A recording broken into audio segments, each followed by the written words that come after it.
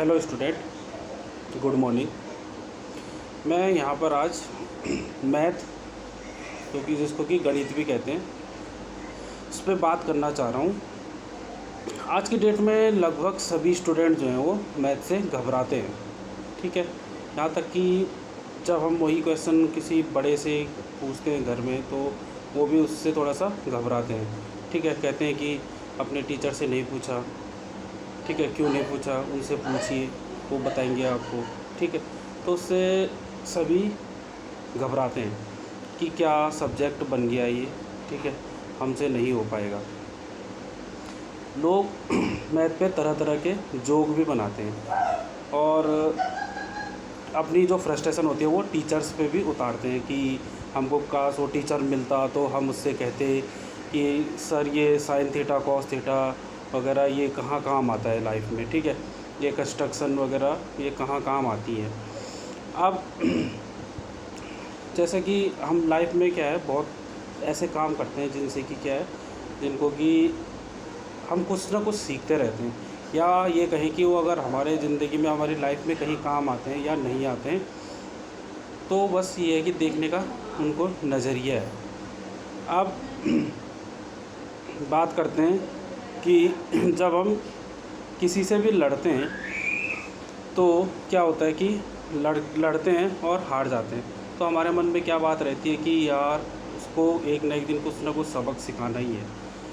तो वही चीज़ अगर हम अप्लाई सवाल पे करें, क्वेश्चंस पे करें, कि जब हम कोई भी क्वेश्चन करते हैं और हमसे नहीं हो पाता है, तो हम क्या करते हैं कि हम बुक को बंद कर देते हैं और फिर दोबारा कभी खोल के नहीं देखते। अगर वही गुस्सा, ठीक है, वही अगर हमने उस क्वेश्चन को करने में दिखाया कि यार आखिर क्यों नहीं हो रहा है, किस लिए नहीं हो रहा है, मैं करके रहूँगा। ठीक है, तो वो ज़रूर होगा ही होगा, और इस तरीके से होगा कि आप बाद में उसको करके कहोगे कि ये कितना इजी क्वेश्चन था, और वो अच्छे से आपके समझ में भी आ जाएगा।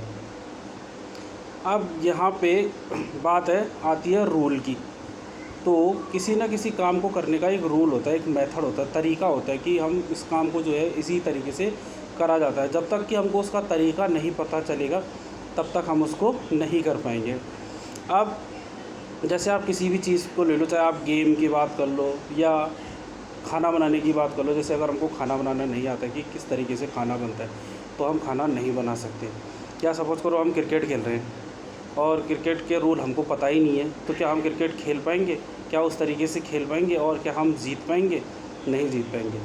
तो किसी भी काम को करने का क्या है, एक तरीका होता है। ठीक ऐसे ही मैथ को भी करने का एक तरीका होता है। उसमें क्या है, पहली चीज़ क्या है, जो मैथ का जो मेन हथियार है वो है उसकी फॉर्मूले। अगर आपको फॉर्मूले लर्न है, वो तो आपको करने पड़ेंगे। ठीक है, बिना फॉर्मूले के आप मैथ को नहीं कर पाएंगे। तो फॉर्मूले आपको लर्न करना है, वो आपका जो है लड़ने का एक मेन हथियार है। उसके बिना आप नहीं लड़ पाओगे। उसके बाद दूसरी चीज़ आती है कैलकुलेशन। कैलकुलेशन में जैसे आपका जो बेसिक चीज़ें हैं, जैसे प्लस माइनस मल्टीप्लाई डिवाइड वगैरह, ठीक है, या कहेंगे तो टेबल्स, ये चीज़ें आपको आनी चाहिए।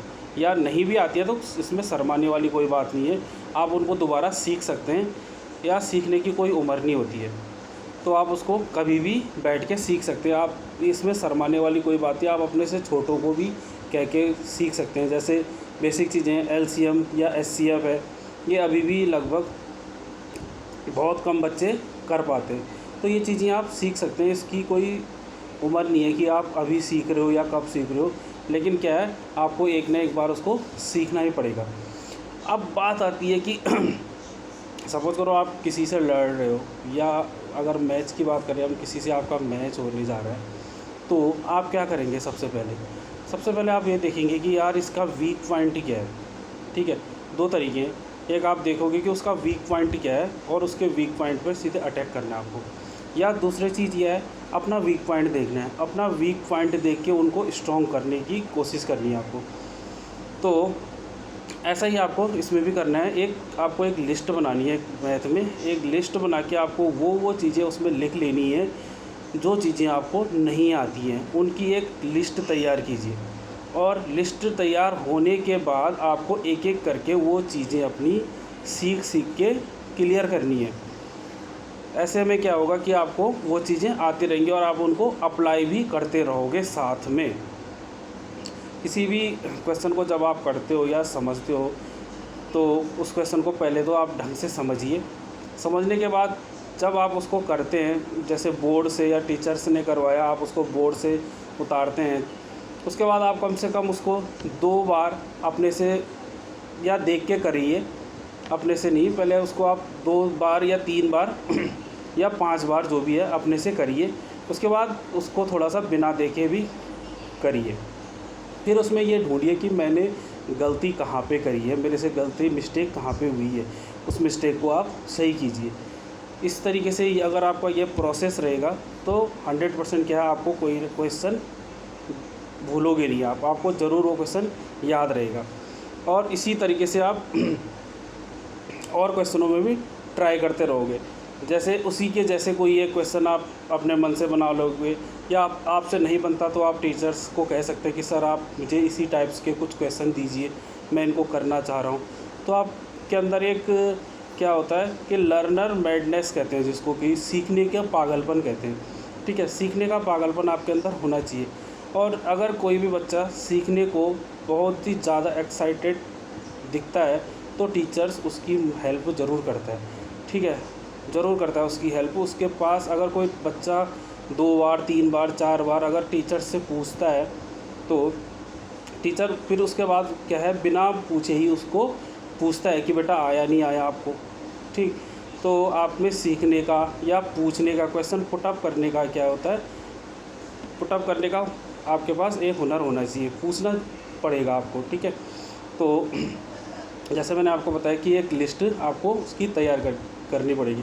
जैसे कि आपको अपने सभी ने एक मूवी देखी होगी गजनी। उसमें क्या होता है कि जो हीरो होता है उसने क्या होता है कि अपने जो उसके एनिमी होते हैं, दुश्मन होते हैं, उनकी क्या है, वो एक लिस्ट बनाता है कहीं पे भी उसकी एक लिस्ट बना देता है और एक एक करके फिर वो सबको मारता है। ठीक है, इस प्रकार क्या है वो जीत जाता है। तो आपको भी एक इसी तरीके का पागलपन होना चाहिए आपके अंदर भी सीखने का, कि एक लिस्ट बनाओ और जो भी आपके वीक पॉइंट्स हैं उनको आप सही करिए। ठीक है, ऐसा करने से क्या है, आपका जो सब्जेक्ट होगा मैथ, वो क्या है, अच्छा होगा, स्ट्रॉन्ग होगा। ठीक है, तो इसी उम्मीद से, इसी होप से मैं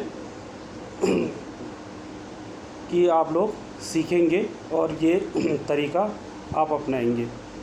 ठीक है, बेस्ट ऑफ लक।